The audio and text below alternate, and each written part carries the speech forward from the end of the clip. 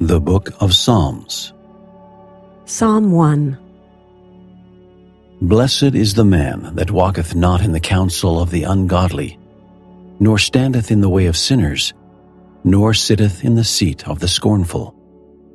But his delight is in the law of the Lord, and in his law doth he meditate day and night.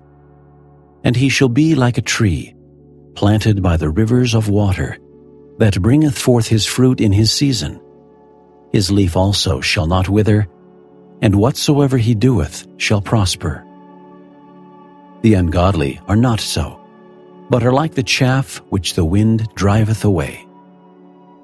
Therefore the ungodly shall not stand in the judgment, nor sinners in the congregation of the righteous. For the Lord knoweth the way of the righteous, but the way of the ungodly shall perish.